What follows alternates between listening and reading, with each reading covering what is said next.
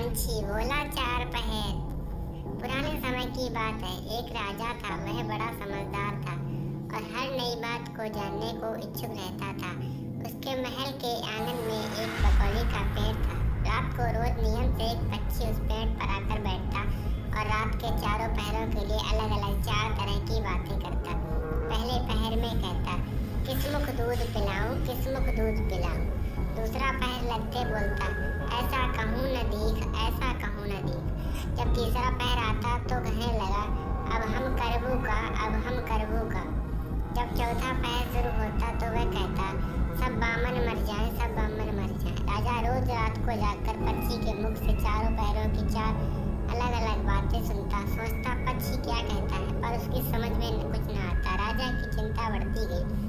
जब वह उसका अर्थ निकालने में असफल रहा तो हार कर उसने अपने पुरोहित को बुलाया, उसे सब हाल सुनाया और उससे पक्षी के प्रश्नों का उत्तर पूछा। पुरोहित भी एक साथ उत्तर नहीं दे सका। उसने कुछ समय की मोहलत मांगी और चिंतित होकर घर चला आया। उसके सिर में राजा की पूछी गई चारे बातों बराबर चक्कर काटती रही। वह बहुत देर सोचता पर उसे कोई जवाब न सूझता। अपने पति को हैरान देखकर ब्राह्मणी ने पूछा, तुम इतने परेशान क्यों दिखते हो, मुझे बताओ क्या बात है। ब्राह्मणी ने कहा, क्या बताऊं, एक बड़ी ही कठिन समस्या मेरे सामने खड़ी हुई है। राजा के महल का जो आंगन है वहाँ रोज रात को एक पक्षी आता और चारों पहरों में नित्य से चार अलग अलग बातें कहता। राजा पक्षी की उन बातों का मतलब नहीं समझा तो उसने मुझसे उनका मतलब पूछा, पर पक्षी की पहेलियाँ मेरी समझ में भी नहीं आती। राजा कुछ जाकर क्या जवाब दूं, बस इसी उधेड़बुन में हूँ। ब्राह्मणी बोली, पक्षी क्या कहता है, जरा मुझे भी सुनाओ।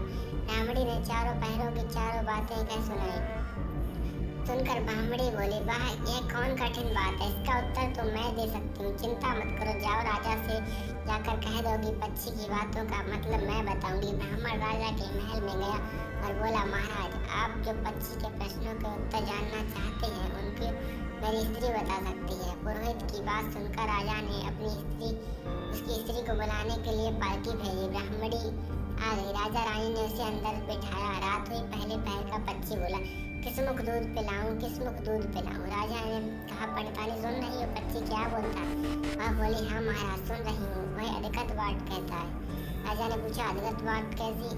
पंडितानी ने उत्तर दिया, राजन सुनो, पूरी बात इस प्रकार है। लंका में रावण भयो 20 बुझा, 10 शीश माता को जी जो कहे, किस मुख से दूध पिलाऊं, किस मुख दूध पिलाऊं। लंका में रावण ने जन्म लिया है, 20 भुजाएं हैं और 10 शीश है। उसकी माता कहती है कि उसके कौन से मुख से दूध पिलाऊं। राजा बोला, बहुत ठीक, तुमने सही अर्थ लगा लिया। दूसरा पहर हुआ तो पक्षी कहने लगा, ऐसे कहूँ न दीख, ऐसा कहूँ न दीख। राजा बोला, पंडितानी इसका क्या अर्थ है? पंडितानी ने समझाया, महाराज सुनो, पक्षी बोलता है, घर जम्ब नवदीप, बिना चिंता के आदमी, ऐसो कहूँ न दीख, ऐसो कहूँ न दीख। चारों दिशा सारी पृथ्वी नवखंड सभी छान डालो पर बिना चिंता का आदमी नहीं मिलेगा। मनुष्य को कोई ना कोई चिंता हर समय लगी ही रहती है।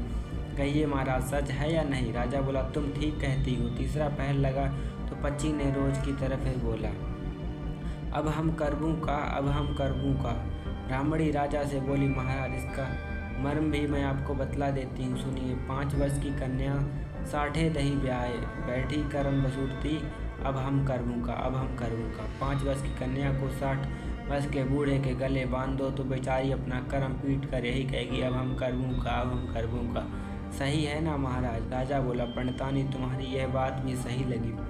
चौथा पहर हुआ तो पक्षी ने चोंच खोली, सब बामन मर जाएं, सब बामन मर जाएं। तभी राजा ने ब्राह्मणी से कहा, सुनो पंडितानी, पक्षी जो कुछ कह रहा है क्या वह उचित है? ब्राह्मणी मुस्कुराकर कहने लगी, महाराज, मैंने पहले ही कहा कि पक्षी अधगट बात कहता है।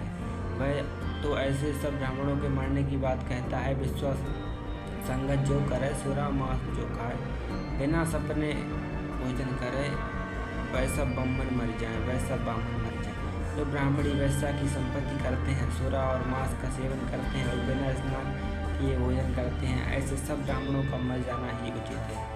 जब बोलिए, पक्षी का कहना ठीक है या नहीं? राजा ने कहा, तुम्हारी चारों बातें बामन तोला पाव रत्ती ठीक लगी, तुम्हारी बुद्धि धन्य है। राजा रानी ने उसको बढ़िया कपड़े और गहने देकर मान सम्मान से विदा की। अब पुरोहित का आदर भी राज दरबार में पहले से अधिक बढ़ गया।